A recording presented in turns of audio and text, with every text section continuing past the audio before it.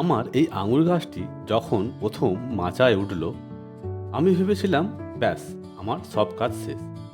কিন্তু আমি ভুল ভেবেছিলাম। আসল কাজ শুরু হলো ঠিক তখনই। কারণ এখন থেকে আমি যে ডালটি রাখছি আর যে ডালটি কাটছি সেটা কিন্তু খুব গুরুত্বপূর্ণ। সেটাই কয়েক মাস পর পুরো গাছটিকে অ্যাকচুয়াল যে স্ট্রাকচার সেটা কি হবে সেটা ঠিক করে দেবে। আজ দেখাবো আমি কিভাবে এই ব্রাঞ্চিং স্ট্র্যাটেজিটা ঠিক করেছি। একটা কথা আমি এখানে বলে রাখি, এটা আমার আবিষ্কার করা কোনো নতুন ট্রিক্স না। বাণিজ্যিকভাবে যারা আঙুর চাষ করেন বড় বাগানে, তারা বছরের পর বছর এই পদ্ধতিটি অনেকে ব্যবহার করেন। প্রশ্ন হলো, এটা কি ছাদের ছোট গাছেও একইভাবে কাজ করবে? সেটাই আমি আমার নিজের গাছে পরীক্ষা করে দেখছি। আমার গাছ এখনও মাত্র কয়েকটা গাছ আছে যেগুলো 1 বছরের বেশি, আর যে গাছটি আপনি দেখছেন সেটার বয়স 6 মাসের কাছাকাছি। তাই বড় ফলন এখনও আসেনি। তাই আজ আমি বলছি না এভাবে করলে প্রচুর আঙুর আপনি পাবেন, বরং দেখাচ্ছি প্রফেশনাল পদ্ধতিটি আসলে ঠিক কী, আর আমার বাগানে সেটি ঠিক কেমন কাজ করছে। প্রথমে এই গাছটির দিকে দেখুন, এটির বয়স 6 মাস প্লাস। এই গাছটি আমি যখন মাথার দিকে তুলছিলাম তখন এর যে এই মেন গোড়াটা, এ থেকে যে ছোট ছোট সাইড ব্রাঞ্চগুলো আমি বেরোচ্ছিল সেগুলো কিন্তু আমি একটাও রাখতে দিইনি। একটা করে পাতা রেখে আমি সেগুলোকে বাদ দিয়েছি। কারণ আমার একটাই লক্ষ্য ছিল, আগে একটা পরিষ্কার এবং শক্ত গাছের গোড়া তৈরি করা। আমি চাইনি গাছটি নিচে থেকে চারিদিকে ছড়িয়ে যাক। আগে সেটি মাচার হাইট পর্যন্ত উঠুক, তারপরে আমি সেটিকে ব্রাঞ্চিং শুরু করব। আমার স্ট্র্যাটেজি কিন্তু একেবারে সিম্পল। প্রথমে গাছের একটা কাণ্ড তৈরি করা বা একটা গোড়া তৈরি করা, তারপরে ব্রাঞ্চিং। আর এই জায়গাটা আমার কাছে খুবই ইম্পর্টেন্ট, কারণ একটা ছোট গাছের ক্ষেত্রে শুরুতেই যদি আমরা স্ট্রাকচারের দিকে নজর না দিই, পরে সেই স্ট্রাকচার ঠিক করা অনেক কঠিন হয়ে যেতে পারে। বন্ধুরা, আপনারা এবার এই গাছটির দিকে দেখুন। এটার উচ্চতা প্রায় 5.5 থেকে 6 ফুট হয়ে গেছে। এবার আমি একটা গুরুত্বপূর্ণ সিদ্ধান্ত নিলাম। এই যে মেন ডালটি আছে এর মাথাটি কেটে দিলাম। কিন্তু কেন? কারণ এতদিন পর্যন্ত গাছটি মূলত একটি ডাইরেকশনে বাড়ছিল।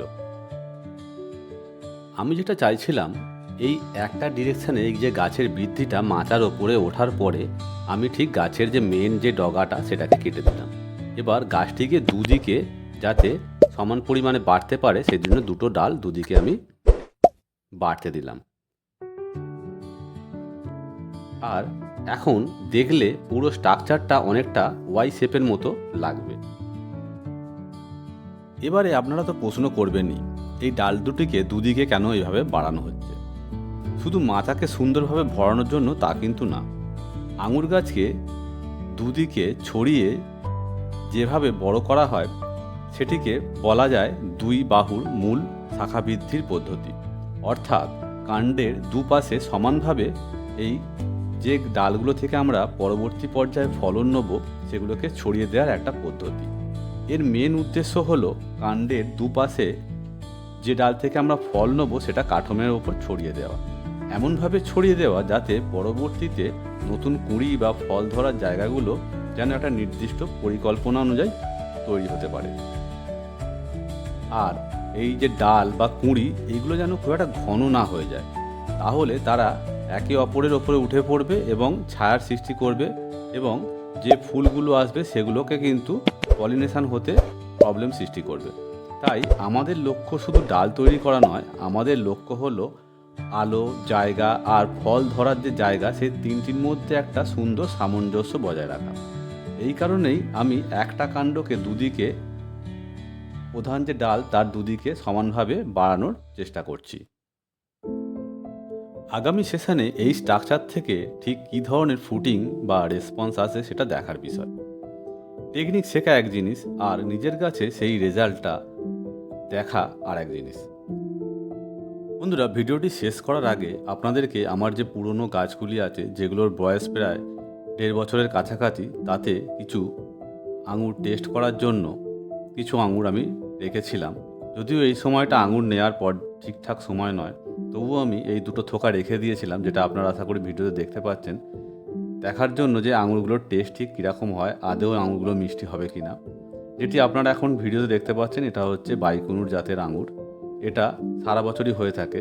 আর এখন যেটা আপনারা দেখতে পাচ্ছেন সেটা হচ্ছে অস্ট্রেলিয়ান অল টাইম একটা আঙুরের গাছ। আর বাকি আর দুটো যে গাছ আছে সেগুলো হচ্ছে অস্ট্রেলিয়ান গ্রিন লং অ্যান্ড আর একটা হচ্ছে প্রেস্টিজ ভ্যারাইটির গাছ। এগুলো শীতের পরে আমি এর থেকে অ্যাকচুয়াল যে ফলন সেটা নেওয়ার চেষ্টা করছি, তার জন্য আমি গাছগুলোকে তৈরি করছি। দেখা যাক কীরকম ফলন আসে, আমি তার একটা ভিডিও অবশ্যই বানাবো। আপনারা সাথে থাকুন আর গাছ পাগল বাঙালিকে ভালোবাসতে থাকুন এবং চ্যানেলটিকে অবশ্যই সাবস্ক্রাইব করুন এবং বন্ধুদের সাথে শেয়ার করতে ভুলবেন না।